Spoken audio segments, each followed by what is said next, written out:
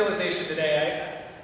I had this feeling, and I asked myself, what kind of journey is Lent? This journey that we say we've been on for the better part of 30-some days. What kind of journey is it? Sometimes I think we mistakenly picture the Lenten journey like this solemn, weighty trudge to Good Friday. Like if we could only just get there.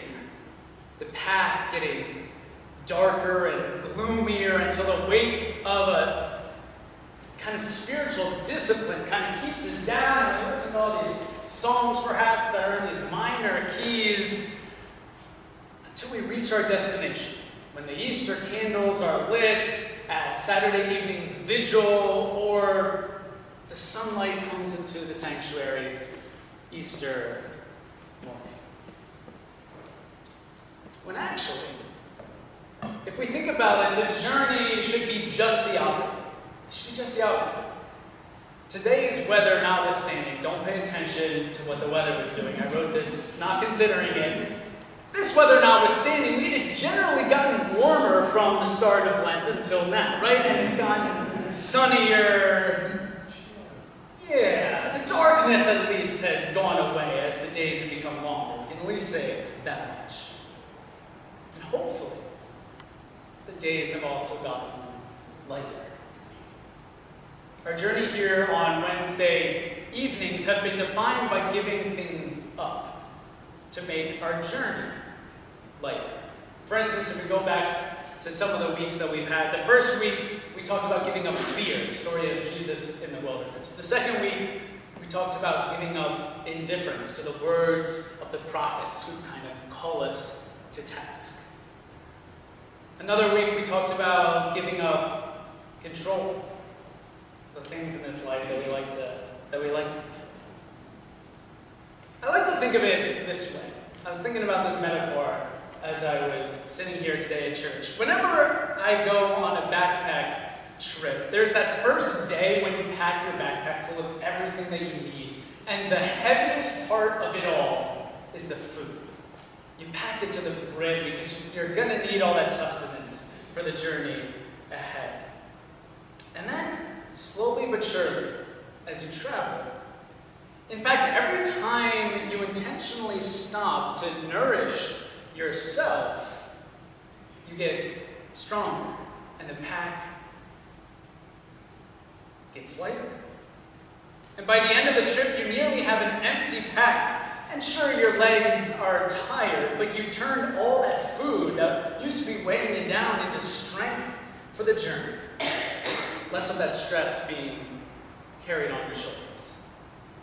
Hopefully this Lent, as we've sat and talked and prayed about what we'll give up, our packs have gotten lighter as well.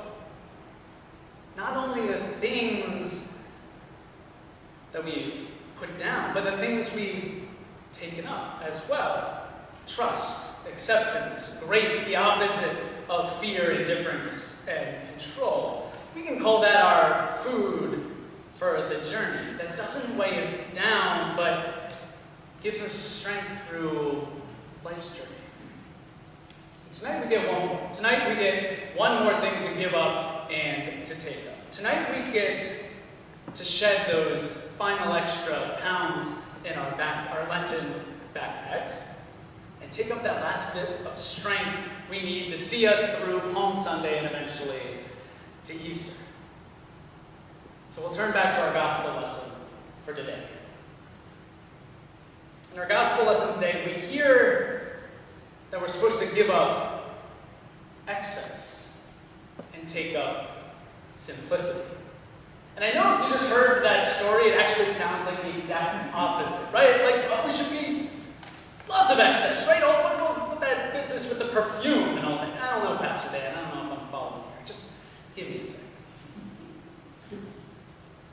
In the story that we heard, Mary uses a pound of costly perfume to anoint Jesus' feet. Sounds excessive, but there's nothing excessive about what Mary gives. What would have been excessive, if you think about it here for a little bit, what would have been excessive is if she would have hoarded it all to herself, if she would have kept it all to herself, doling out just a little bit here and a little bit there, a pound of perfume at that rate could have lasted her for 10 years, maybe more, and it would have been all hers.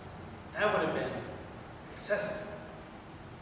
But instead, she showed us how a simple, gracious act of breaking the costly perfume and using it for something holy, the simple act of blessing another person with love and tenderness and grace.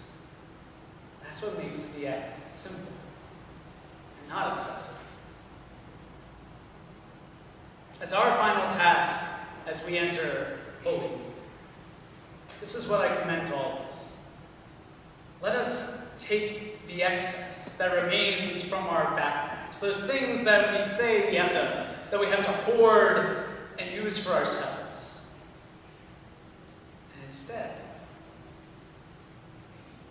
not strengthen ourselves, but strengthen others by giving them the lightest, most simplest gift of all, the simple act of loving one another.